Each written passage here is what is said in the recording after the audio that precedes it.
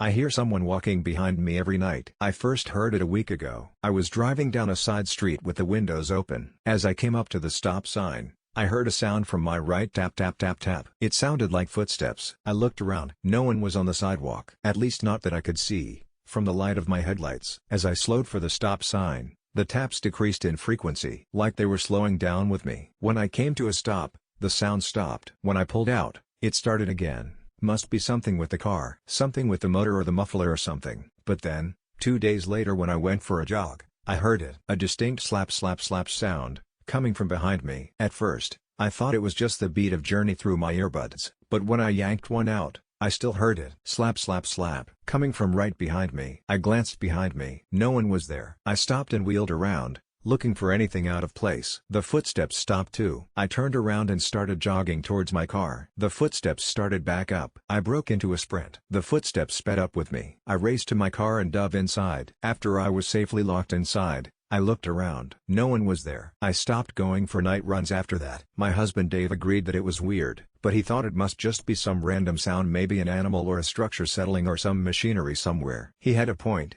since where I was jogging wasn't too far from where I'd been driving when I first heard the sound. It was possible there was something off Main Street, a machine or generator or bird or animal, that was making the noise. It didn't explain why the sound kept time with me, but I tried to brush that under the rug in favor of a reasonable explanation. But then, I heard it in our house. Dave was at work. I work from home, so I was home alone. I was carrying a load of clean laundry upstairs when I heard it. Thump, thump, thump. It sounded like someone was climbing the stairs, just a few stairs below me. I whirled around. No one was there. My heart began to pound. Just the house settling, I told myself, as I stood there frozen on the stairs. I took another step up. Thump. I slowly glanced over my shoulder. Nothing. Took another step. Thump. I raced up the remaining stairs. Thump thump thump thump. I made it to the top. I wheeled around and stared down at the stairs, panting, my heart pounding in my chest. Nothing there. I felt dizzy, weak, faint. I set the laundry down in the hallway and sat down on the bed. Then I lay down,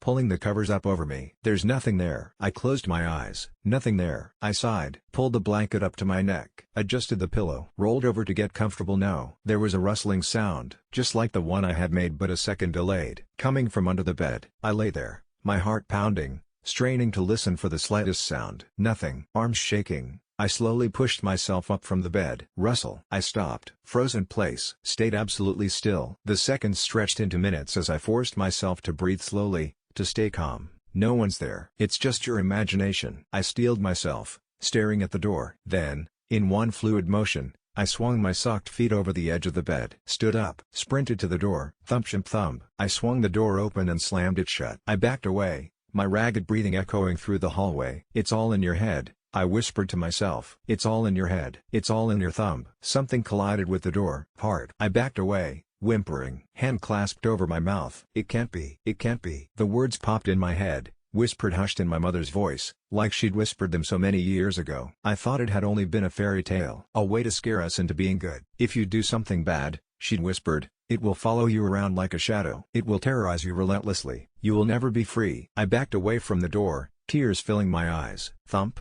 Thump, thump. I heard the muffled footsteps from inside the bedroom, mimicking my own. Then it happened. My foot landed on the first stair. For a second, I lost my balance. My arms pinwheeled. I was free falling, backwards, into the air. As the world spun and blurred around me, I saw something. A dark figure, standing at the top of the stairs. A silhouette. My hand shot out and locked on the banister. When I looked up, it was gone. I don't know how long I stood there, terrified to move, terrified to take a step, and hear a thump behind me, as it followed me down the stairs. The doorbell jerked me out of my thoughts. I ran down the stairs. Footsteps pounded behind me, out of sync with my own. I swung the door open to find him there. My neighbor, Brian. He shot me a wolfish smile. Hey, sexy. I slammed the door in his face. Then I collapsed onto the floor, crying. Terrified to move. Terrified to make a sound.